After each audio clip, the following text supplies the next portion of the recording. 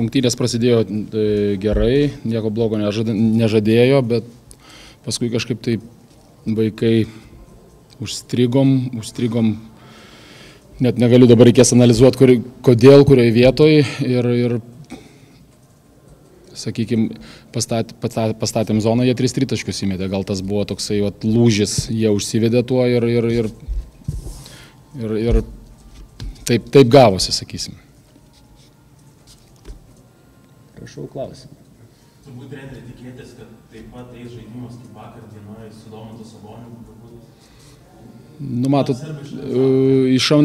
priešininkai visi analizuoja komandas, su kuriuom žais. Mes irgi analizavom ir sakykime,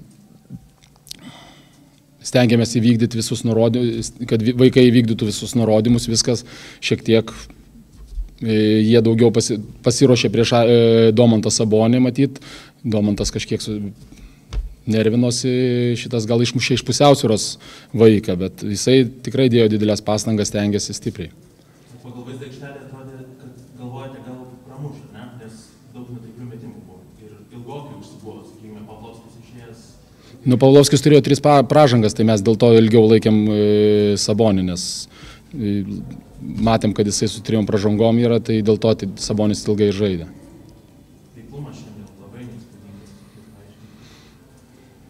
Sakau, aiškinsimės, dabar negaliu pasakyti, viskas atrodo, ryte buvo gerai, viską darėm taip, kaip reikia, bet pritrūko šito dalyko taiklumo.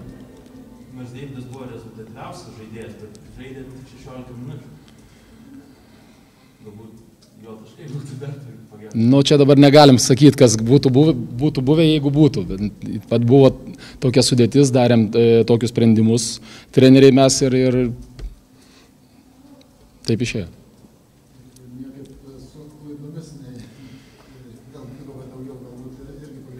Vienas iš pagrindinių, sakykime, daug dirbam, daug kalbam dėl to, bet numatyt vaikai vis tiek tas, sakykime, moksleivių lygiai panašiai daro irgi visos komandos, tiek klaidų ir jų išgyvendint mums per visą pasiruošimo etapą kol kas nepavyko. Ir vakar taip pat buvo daug klaidų, bet laimėjom.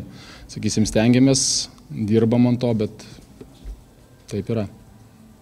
Tokiam amžiui greičiausiai pergalės pralaimėjimai yra Supratau. Taip, ar dabar vaikai ypač nuliūdė dėl pralaimėjimo?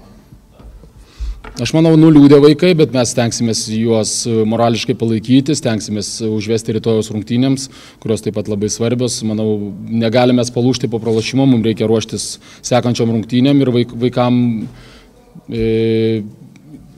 sakyti, kad jie įrodinėtų aikštelėje, o nenuleidę galvas vaikščiotų. Iš tikrųjų, tai čia yra čempionatas, reikia lošt, vieną dieną pralaimėjai, kitą laimėjai, reikia stengtis, dirbti ir turim būti geros formos, geros nuotaikos, gerai pasiruošę.